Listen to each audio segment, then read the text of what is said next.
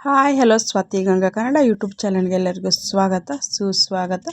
ಇವತ್ತಿನ ವಿಡಿಯೋದಲ್ಲಿ ಯುಗಾದಿ ಹಬ್ಬಕ್ಕೆ ನಾವು ಹೇಳುವಂಥ ಒಂದು ಸರಳವಾಗಿರುವಂಥ ಮಂತ್ರವನ್ನು ಹೇಳ್ಕೊಳ್ತೀನಿ. ಇದು ನೀವು ಒಂದು ರೀತಿಯಲ್ಲಿ ಈ ಒಂದು ಮಂತ್ರವನ್ನು ಹೇಳಿದ್ದೆ ಆದರೆ ವರ್ಷ ಪೂರ್ತಿ ನಿಮ್ಮ ಮನೆಯಲ್ಲಿ ಹಣದ ಕೊರತೆ ಅನ್ನೋವಂಥದ್ದು ಬರೋದಿಲ್ಲ.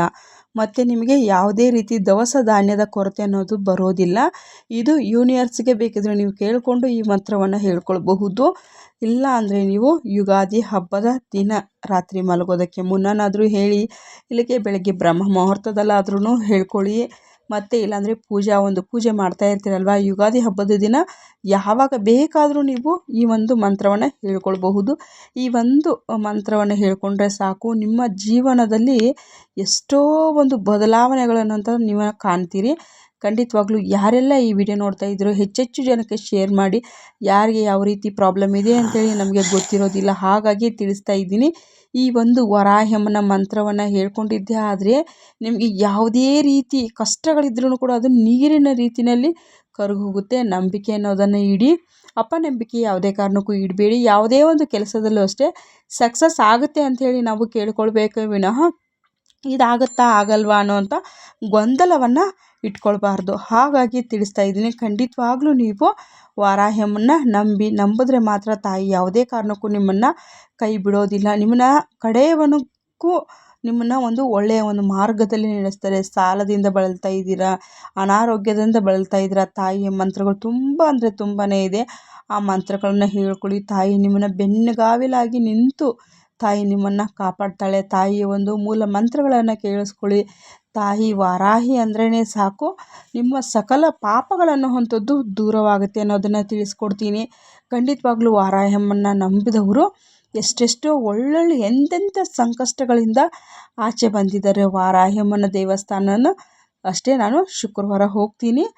ಇಲ್ಲಿ ಟಿನ್ ಫ್ಯಾಕ್ಟ್ರಿ ಹತ್ರ ಇರುವಂಥ ಒಂದು ದೇವಸ್ಥಾನಕ್ಕೆ, ಅಲ್ಲೂ ಕೂಡ ನಾನು ಯಾವ ರೀತಿಯಾಗಿ ಬರಬೇಕು, ಎಲ್ಲಿಂದ ಬರಬೇಕು ಅನ್ನೋದನ್ನು ಸಹ ನಾನು ಅಲ್ಲಿ ನಿಮಗೆ ತಿಳಿಸ್ಕೊಡ್ತೀನಿ. ಕರ್ನಾಟಕದಲ್ಲಿರುವಂಥ ಇದು ತುಂಬ ಹತ್ತಿರ, ಮೆಟ್ರೋ ಕೂಡ ಪಕ್ಕದಲ್ಲಿದೆ. ಮೆಟ್ರೋ ಇಳಿದ ತಕ್ಷಣವೇ ಪ್ರತ್ಯಂಗಿರಿಯ ದೇವರಿದೆ. ಪ್ರತ್ಯಂಗಿರಿಯ ದೇವರದು ಓಂ ಶಕ್ತಿ, ಪ್ರತ್ಯಂಗಿರಿ ಅಮ್ಮನವರು, ವಾರಾಹಿ ಅಮ್ಮ, ಎಲ್ಲ ದೇವರುಗಳು ಸಪ್ರೇಟಾಗಿ ಒಂದು ಗರ್ಭಗುಡಿ ಥರ ಕಟ್ಟಿಬಿಟ್ಟು ಅಲ್ಲಿ ಎಲ್ಲ ದೇವರುಗಳೂ ಇದೆ. ವಾರಾಹಿ ಅಮ್ಮನಿಗೆ ಪ್ರತ್ಯೇಕವಾಗಿ ಅರ್ಚಕರು ಅನ್ನೋದಿರ್ತಾರೆ. ಅರ್ಚಕರಿಗೆ ನಿಮ್ಗೆ ಏನೇ ಒಂದು ಪ್ರಾಬ್ಲಮ್ ಇದ್ರೂ ಕೂಡ ನೀವು ಅರ್ಚಕರನ್ನು ಕೇಳಿದ್ರೆ ಅರ್ಚಕರು ನಿಮಗೆ ಅದಕ್ಕೆ ಒಂದು ಪರಿಹಾರವನ್ನು ಹೇಳ್ತಾರೆ.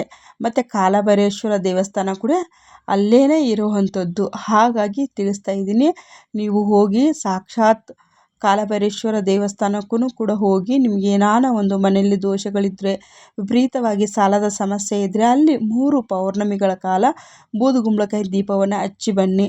ವಾರಾಹ್ಯಮ್ಮನಿಗೂ ಅಷ್ಟೇ, ನೀವು ಬೆಸ ಸಂಖ್ಯೆಯಲ್ಲಿ ಬರಬೇಕು. 9, 18 ಈ ರೀತಿಯಾಗಿ ಬರಬೇಕು. 9 ಅನ್ನುವಂಥದ್ದು ಕಂಪಲ್ಸರಿಯಾಗಿ ಬರಬೇಕು. ಆ ರೀತಿಯಾಗಿ ನೀವು ಅರಿಶಿನ ಕೊಂಬಿನ ಹಾರವನ್ನು ಕೊಡ್ತಾ ಬನ್ನಿ. ಯಾರಿಗೆಲ್ಲ ವಿಪರೀತವಾಗಿ ಸಾಲ ಇದೆ, ಆ ಸಾಲ ಅನ್ನುವಂಥದ್ದು ತೀರ್ತಾ ಬರುತ್ತೆ.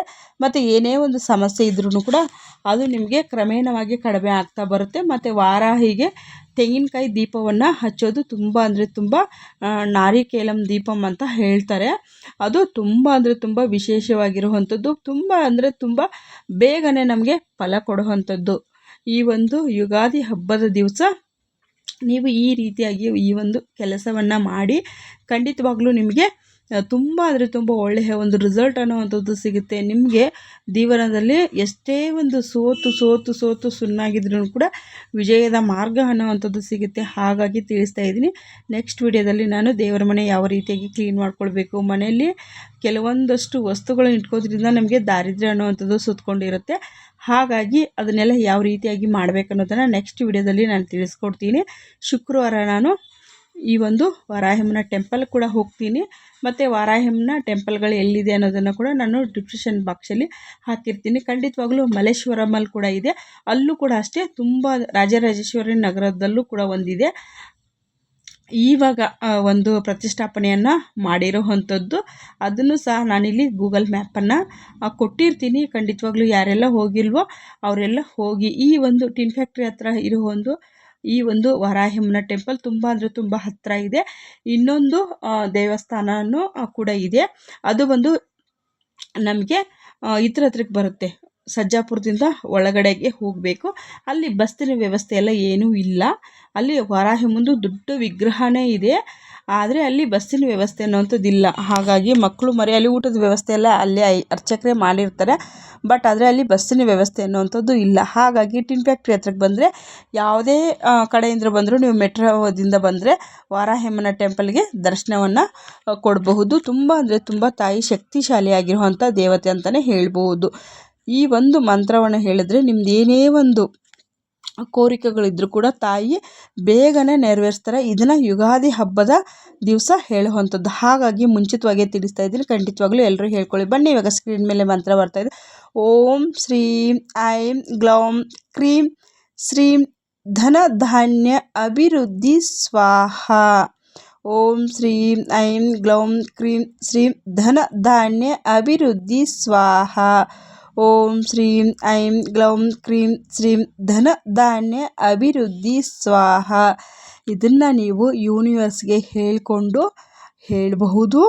ಇಲ್ಲ ಅಂದರೆ ತಾಯಿಯ ಮುಂದೆ ಕೂತ್ಕೊಂಡು ಹೇಳಬಹುದು. ಇಲ್ಲಾಂದರೆ ನಮ್ಮ ಕೈಯಲ್ಲಿ ನಡೆಯೋದಕ್ಕೆ ಎದ್ದೇಳೋದಕ್ಕೆ ಸಾಧ್ಯ ಆಗ್ತಾಯಿಲ್ಲ ಅಂದರೆ ನಿಮ್ಮ ಹಾಸಿಗೆ ಮೇಲೇ ಕೂತ್ಕೊಂಡು ನೀವು ಹೇಳಬಹುದು. ಇದು ತುಂಬ ಶಕ್ತಿಶಾಲಿಯಾಗಿರುವಂಥ ಮಂತ್ರ ಆಗಿರೋದ್ರಿಂದ ಇದಕ್ಕೆ ವಿಶೇಷವಾಗಿರುವಂಥ ಶಕ್ತಿ ಇದೆ.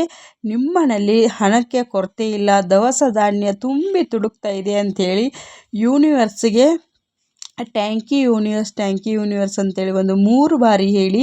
ಈ ಮಂತ್ರವನ್ನು ಕೇವಲ 3 ಬಾರಿ ಹೇಳಿ ಒಂದು ಆಕಾಶಕ್ಕೆ ನಿಮ್ಮ ಒಂದು ನಮಸ್ಕಾರವನ್ನು ಸಲ್ಲಿಸಿ ನೀವು ಮನೆ ಒಳಗಡೆ ಬನ್ನಿ. ಇಲ್ಲ ದೇವರ ಮನೆ ಮುಂದೆ ಕೂತ್ಕೊಂಡು ಹೇಳಿದ್ರು ಕೂಡ ನಡೆಯುತ್ತೆ. ಸಕ್ಸಸ್ ಕಟ್ಟಿಟ್ಟ ಬುತ್ತಿ. Thank you for watching. ನಮಸ್ತೆ. Take care. ಬಾಯ್.